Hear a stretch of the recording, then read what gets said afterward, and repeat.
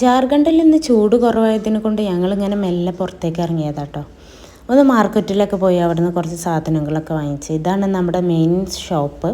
ഇവിടെ നിന്നാണ് ഞങ്ങൾ എല്ലാ സാധനങ്ങളും വാങ്ങിക്കുക. നമ്മളെ നാട്ടിൽ കിട്ടുന്ന സാധനങ്ങൾ ചോദിച്ചു കഴിഞ്ഞാൽ ഈ കടക്കാരാണ് ഞങ്ങൾക്ക് എത്തിച്ചു തരാറ് കേട്ടോ. ഇത് നമ്മുടെ ബേബിയൊക്കെ ഹാപ്പി ആയിട്ട് ഇരിക്കുന്നുണ്ട്. അവൾക്കാണെങ്കിൽ പുറത്തേക്ക് വരാമെന്ന് പറഞ്ഞാൽ അത്രയും സന്തോഷമായിട്ടുള്ള കാര്യം വേറെ ഒന്നുമില്ല. ഹാപ്പിയാണ് അവൾ. ഇത് നല്ല തിരക്കുള്ളൊരു മാർക്കറ്റാട്ടോ. ഇവിടെ എല്ലാ സാധനങ്ങളും കിട്ടും. കത്രാസ് മാർക്കറ്റ് എന്നാണ് ഇവിടെ അറിയപ്പെടാം. കുറേ ലോങ്ങാണ്. ഒരുപാട് സാധനങ്ങളും ഒരുപാട് കച്ചവടക്കാരൊക്കെ ഉള്ള ഒരു ഏരിയയാണിത്. എന്താണെന്ന് വെച്ചാൽ ഇവിടെ ആൾക്കൂട്ടം കണ്ടോ കൂടുതലായിട്ട്. ആളുകളൊക്കെ ഈവനിങ്ങിലാണ് ഇവിടെ പുറത്തേക്ക് ഇറങ്ങാം. ഇത് കണ്ടോ ഈ ലോറിയിൽ ഇവിടെ മൈൻസിൽ ജോലി ചെയ്യുന്ന ആൾക്കാരാണ് ഇവർ. ഭയങ്കര ഒരു എനർജിയാണ് ഇവരൊക്കെ കാണുമ്പോൾ. നമുക്ക് സ്ത്രീകളും പുരുഷന്മാരും ഒരുപോലെ നിന്ന് ജോലി എടുക്കുന്ന ഒരു ഏരിയയാണ്.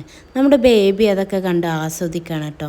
ഇത് കണ്ടോ പണ്ട് നമ്മൾ ദുബായിൽ പോണ പോലെയാണ് വലിയ ടോട്ടോയിൽ കെട്ടി പോകുന്നത്. അതിൻ്റെ ഇടയിൽ ഇക്കനോട് വന്ന ഒരു കുട്ടി വന്നിട്ട് എന്തൊക്കെയോ ചോദിക്കുന്നുണ്ട് കേട്ടോ. ഇത് ഇൽമ എൻ്റെ അറഫ അനീന എൻ്റെ ഫ്രണ്ട്സാട്ടോ. ഇവർ രാവിലെ വന്നിട്ട് എന്നോട് ചോദിക്കും ബേബി കഹാ ഹേ എന്ന് ചോദിച്ചിട്ട് രാവിലെ വരിക.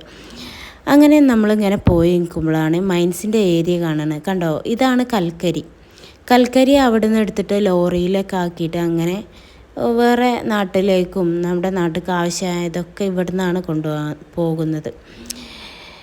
ഇത് ഇവിടുത്തെ ടോട്ടാണ് കേട്ടോ. ആ റെഡ് ആണ്. ഈ ഒരു ഏരിയ ഫുള്ള് കൽക്കരിൻ്റെ മൈൻസാണ്. ഇവിടെയാണ് CSFകാർക്കൊക്കെ ജോലി ഉണ്ടാവുക.